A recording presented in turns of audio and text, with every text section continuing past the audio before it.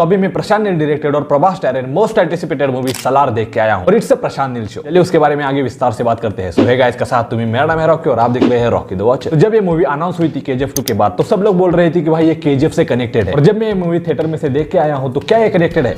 तो बिल्कुल भी नहीं। ये एक अलग स्टोरी लाइन है और KGF अलग है। तो अब ये साइड मूवी के बारे में बात करूं तो एज आई सेड अर्लियर कि भाई it's a Prashanth Neel show. Story काफी टाइट थी और मूवी ने काफी अच्छी वर्ल्ड बिल्डिंग की है to be honest. But action में KGF 2 के एक्शन के जैसे कट्स भरे पड़े हैं एज एक्सपेक्टेड। मतलब एक्शन के टाइम कैमरा इतना हिला देती कि भाई सामने वाले को कैसे मार रहा है वो भी क्लियर नहीं होता, बस सामने वाले पे इंपैक्ट देता है जो कि वो उड़ के बताता है। तो मूवी के स्टार्टिंग में ही मूवी प्रभास का इंट्रोडक्शन कर देती है और उसी के साथ उसके पावर लेवल का अंदाजा भी दे देती है। पावर लेवल मतलब रॉ पावर की बात कर रहा हूं मैं, डर की नहीं, जिसकी वजह से तुम आगे जाके जितने भी एक्शन सीक्वेंसेस होंगे उसमें तुम उंगली नहीं उठाओगे कि भाई ये एक हाथ से इंसान को ऊपर उठा के गॉगल कैसे पहन रहा है। आगे देखो मूवी 3 घंटे की और वो लेंथ फील होती है, खासकर सेकंड हाफ में। बट वो हर 10 मिनट में बिल्डअप सीन देना जरूरी है क्या? मतलब भाई बहुत सारे हैं मूवी में। मूवी के songs and BGMs are good but not on par level with KGF, जिससे आपको एनर्जी बूस्ट मिले वो BGM उतनी फील नहीं जनरेट कर पाती। और क्लाइमेक्स में का जेल का सीन काफी अच्छा था, वो वरदा और देवा के बीच में का, जिसमें वो सॉरी बोल रहा होता है। थोड़ा फनी लगता है क्योंकि हर बार वो गलती करने में सॉरी बोलता है और अगली बार फिर वो गलती करता है। तो उनकी बॉन्डिंग काफी अच्छे से उन्होंने हाईलाइट की थी और बिल्कुल भी फोर्स फील नहीं होती। और हाँ, वो रीजन भी काफी वैलिड लगता है जिसकी वजह से सलार उसके लिए कुछ भी करने के लिए तैयार है। और जब मूवी रिलीज होने से पहले सलार को गेम ऑफ थ्रोन के साथ कंपेयर किया जा रहा था,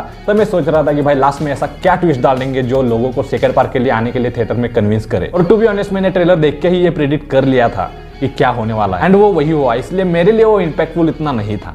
बट बाकियों के लिए हो सकता है, अगर उन्होंने ज्यादा ट्विस्ट वाली मूवीज नहीं देखी तो। बहुत ज्यादा प्रेडिक्टेबल है, तुम दूर से ही आते देख सकते हो। और बहुत से ऐसे क्वेश्चन है जिसके मूवी ने आंसर्स नहीं दिए, जिसमें से पहला है कि मूवी चालू होने से पहले रॉकिंग स्टार यश को थैंक यू क्यों लिखा था, अगर वो कनेक्टेड ही नहीं है। कनेक्टेड होता तो समझ में आता, बट वो कनेक्टेड ही नहीं है तो फिर थैंक यू नोट क्यों? वो थैंक यू नोट देखने के बाद हमारे यहाँ के थिएटर के लोग चिल्ला रहे थे कि भाई यश आएगा पोस्ट क्रेडिट में, बट आई वॉज श्योर कि वो नहीं आएगा क्योंकि टाइमलाइन बहुत ज्यादा वैरी करती है, तो वो कैसे बिठाएंगे इसमें। बट फिर भी हम बैठे मूवी एंड होने के बाद तक यश अब आएगा, बट मूवी के एंड होने के बाद भी, उसके एंड क्रेडिट सीन खत्म होने के 1-2 मिनट होने के बाद भी यश नहीं आया। और ये प्रशांत नील ने हमारा पूरी तरह से मोए मोए कर दिया।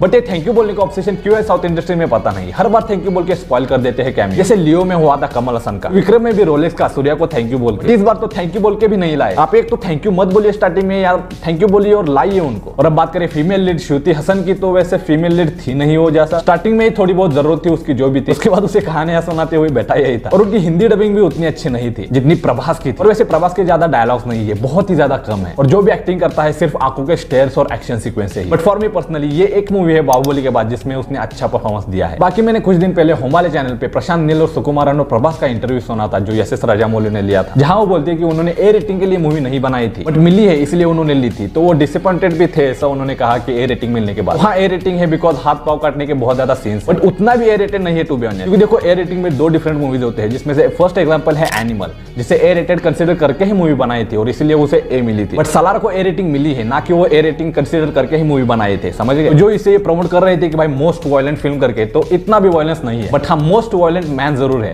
क्योंकि भाई सलार बहुत ज्यादा सन के आदमी है और वो दिखता भी है मूवी में। मतलब KGF 2 के जैसा एक्शन था मूवी में, बस स्टेक्स थोड़े बड़े हैं और रॉकी की जगह सलार है, ब्रूटल थोड़ा ज्यादा है KGF 2 से। तो हाँ मूवी अच्छी है, बट बिकॉज मुझे ट्विस्ट प्रेडिक्ट हो गया था, मुझे क्लाइमैक्स उतना हिट नहीं हुआ, इतना होना चाहिए था। वैसे स्टोरी पूरी नहीं हुई है तो क्लाइमैक्स इसका सेकंड मूवी में होगा। इसका नाम है सलार पार्ट 2 शौर्यांगा पर्वम। तो ये नाम क्यों है ये तो तुम्हें मूवी देखने के बाद ही समझेगा। और आपने सलार मूवी देखी तो आपको कैसी लगी कमेंट्स में जरूर बताना। और यह एक वीडियो जिसमें मैंने डंकी मूवी जो SRK की कल रिलीज हुई है तो वो मुझे कैसे लगी उसके बारे में बात की है, तो देख लेना। बाकी मिलते हैं नेक्स्ट में, तब तक देखते रहिए रॉकी द वॉचर।